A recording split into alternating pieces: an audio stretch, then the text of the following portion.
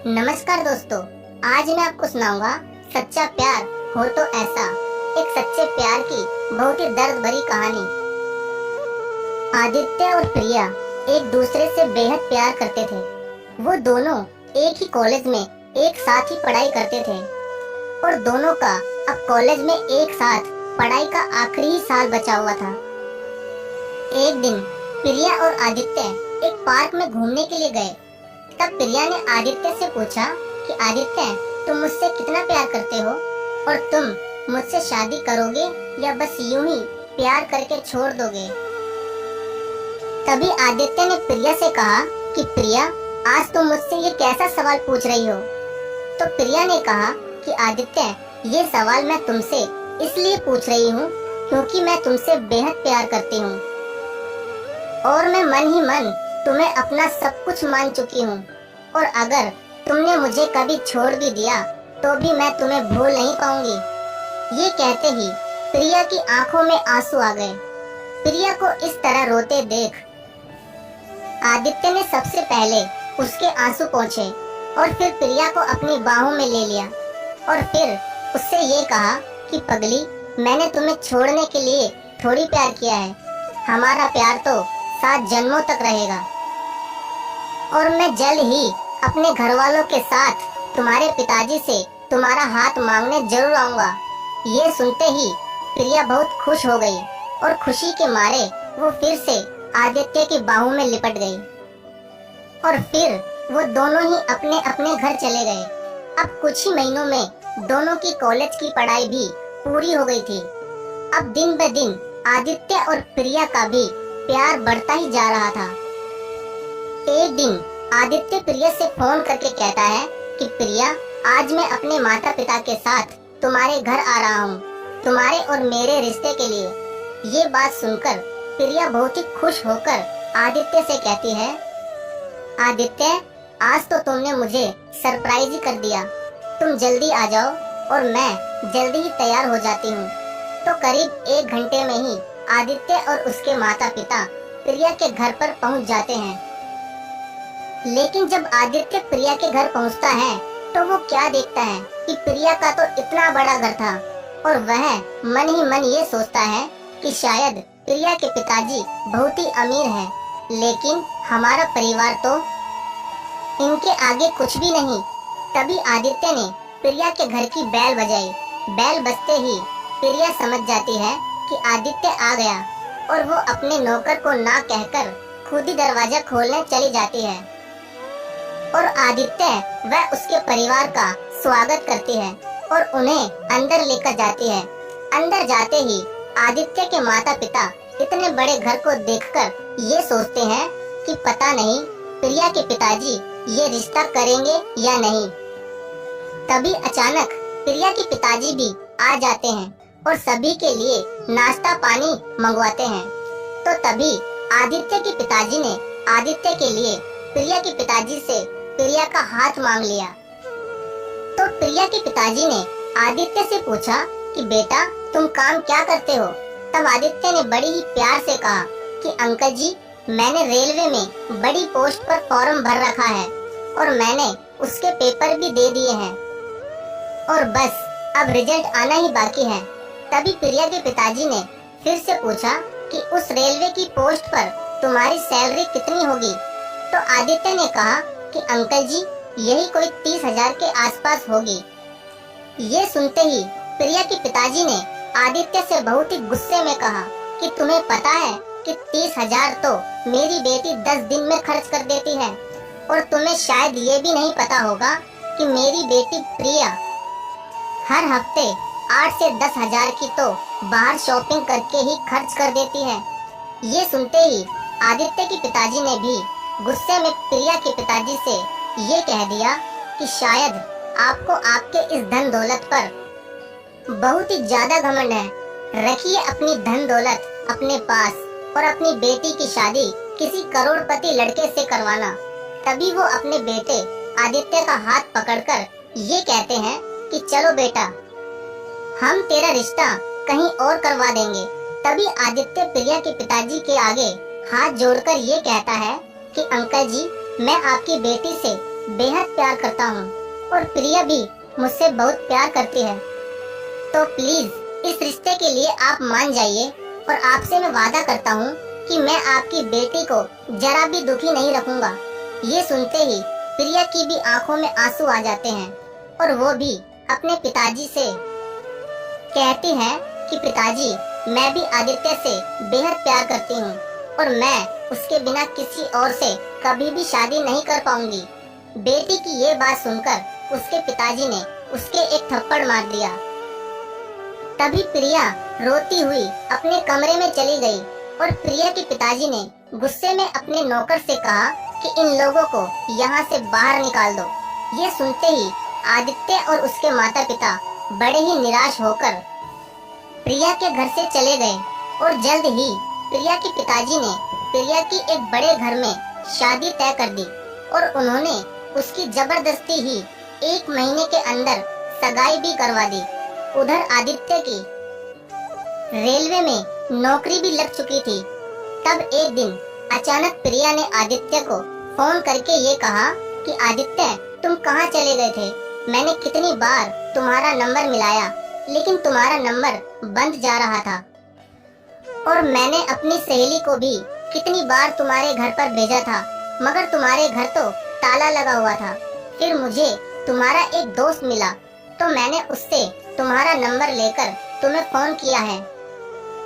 मेरे पिताजी ने मेरी सगाई जबरदस्ती ही किसी और से करवा दी लेकिन मैं तुम्हारे बिना नहीं रह सकती। तुम जल्दी यहाँ आ जाओ आदित्य, वरना मैं अपनी जान दे दूंगी। तब आदित्य ने कहा कि प्रिया, मैं भी तुमसे बेहद प्यार करता हूँ लेकिन प्लीज तुम ऐसा कोई भी कदम मत उठाना कि जिसकी वजह से तुम्हारे घर वालों को शर्मिंदा होना पड़े। और प्रिया, अगर हमारा प्यार सच्चा होगा तो हमें मिलने से कोई भी नहीं रोक सकता। और प्रिया, अगर हमने घर से भागकर शादी कर भी ली तो तुम्हें पता है जीवन के आने वाले वक्त में हमारे बच्चे भी ऐसा ही करेंगे और फिर हमें भी बहुत शर्मिंदा होना पड़ेगा। इसलिए प्रिया, हमें हमारे प्यार पर पूरा विश्वास रखना चाहिए और उस भगवान पर भी जिसने हम दोनों को सच्चा प्यार करवाया। अब बस तुम वैसा ही करो जैसा तुम्हारे घर वाले तुमसे कह रहे हैं। ये बात कहते हुए आदित्य की आंखों में आंसू आ रहे थे लेकिन उसने अपना सारा दर्द छुपाते हुए प्रिया को गलत कदम उठाने से बचा लिया। अब प्रिया ने रोते हुए आदित्य से ये कहा कि आदित्य, मैं तुम्हारे कहने से अपने परिवार की बात मानकर ये शादी जरूर कर लूंगी मगर तुम ये बात याद रखना कि शादी करके किसी और के पास मेरा शरीर ही जाएगा मगर मेरी आत्मा हमेशा सिर्फ तुमसे ही प्यार करेगी। ये कहकर प्रिया रोती हुई फोन को काट देती है। उधर आदित्य भी बहुत रोता हुआ जमीन पर बैठ जाता है। अब प्रिया की शादी का दिन भी आ गया और अब तो उसके चौखट पर बारात भी आ गई थी। तभी अचानक जैसे ही प्रिया दुल्हन के जोड़े में सीढ़ियों से नीचे उतर रही थी वैसे ही उसे बड़ी ही तेजी से चक्कर आ गए और वो चक्कर खाकर सीढ़ियों से नीचे की तरफ गिरती हुई चली गई और नीचे गिरकर वो बेहोश हो गई और प्रिया के सिर और पैर में बहुत ज्यादा चोट लग गई थी और शायद उसके पैर की हड्डी भी टूट गई थी। तभी प्रिया के पिताजी ने फटाफट एक एम्बुलेंस बुलवाई और जल्दी से वो उसे हॉस्पिटल लेकर गए और तभी आदित्य की दोस्त ने आदित्य को भी फोन करके हॉस्पिटल ही बुला लिया। आदित्य को हॉस्पिटल में देखकर प्रिया के पिताजी उस पर बहुत गुस्सा होते हैं मगर वहाँ उनके सभी रिश्तेदार होने के कारण वो उससे कुछ भी नहीं कह पाते। तभी डॉक्टर प्रिया का इलाज करके बाहर आते हैं तो प्रिया के पिताजी ने डॉक्टर से पूछा कि डॉक्टर, क्या अब मेरी बेटी ठीक है? तब डॉक्टर कहता है कि उनके पैर की हड्डी कुछ ज्यादा ही टूट गई, इसलिए हमने उसका छोटा सा ऑपरेशन कर दिया है और हाँ, अब शायद उसका पैर हल्का सा टेढ़ा भी रहेगा। ये कहकर डॉक्टर वहाँ से चला जाता है। तब प्रिया के पैर के बारे में सुनकर प्रिया के होने वाले ससुर ने उसी वक्त प्रिया से अपने बेटे की शादी के लिए बिल्कुल ही मना कर दिया तभी प्रिया के पिताजी उसके आगे हाथ जोड़कर कहते हैं कि समधी जी, आप इस शादी के लिए कैसे मना कर सकते हैं? हमारी सारी तैयारियां हो चुकी है और आप ऐन वक्त पर इस शादी के लिए मना कर रहे हो। कृपया समधी जी, हमारी इज्जत को समझिए और इस शादी के लिए मना मत करिए।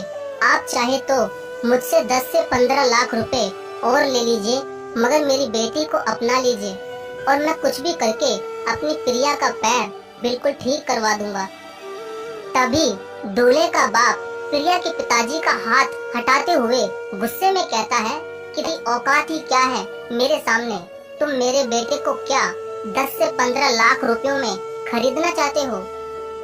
तुम्हें पता भी है 10 से 15 लाख तो मेरा बेटा यूं ही खर्च कर देता है और तुम्हारी बेटी के साथ अपने बेटे की शादी मैं इसलिए करवा रहा था क्योंकि तुम्हारी बेटी बहुत ही सुंदर थी, मगर अब तो उसका पैर ही टूट गया और हमारे यहाँ इसे अपशगुन कहते हैं। इसलिए मैं अभी अभी तुम्हारी बेटी के साथ अपने बेटे का रिश्ता पूरी तरह तोड़ता हूँ। ये कहकर वो अपने बेटे और पूरी बारात को वापस लेकर चला जाता है और इस बात से दुखी होकर प्रिया के पिताजी हॉस्पिटल में ही बहुत रोने लग जाते हैं और उन्हें वो सारी बात याद आ जाती है जो उन्होंने आदित्य के पिताजी से कही थी और उनकी बहुत बेइज्जती भी की थी। उसी तरह आज उनकी भी बेइज्जती ही हो गई और पैसा भी धरा का धरा ही रह गया। ये बात सोचकर प्रिया के पिताजी बहुत दुखी हो रहे थे कि तभी अंदर से एक नर्स प्रिया को व्हील चेयर पर बाहर लेकर आई और प्रिया भी बहुत ही रोने लगी। तभी प्रिया के पिताजी ने रोते हुए प्रिया से कहा कि बेटी, अभी अभी तेरे होने वाले ससुर ने ये रिश्ता तोड़ दिया है। वो दूल्हे और बारात को भी वापस ले गए। तभी प्रिया अपने पिताजी का हौसला बढ़ाते हुए कहती है कि पिताजी, जो होता है अच्छे के लिए ही होता है और आपकी बेटी का दूल्हा और बारात आपके बिल्कुल सामने ही खड़े हैं। तभी प्रिया के पिताजी देखते हैं कि आदित्य और उसके पिताजी और आदित्य के सभी दोस्त हाथ जोड़कर खड़े हुए थे।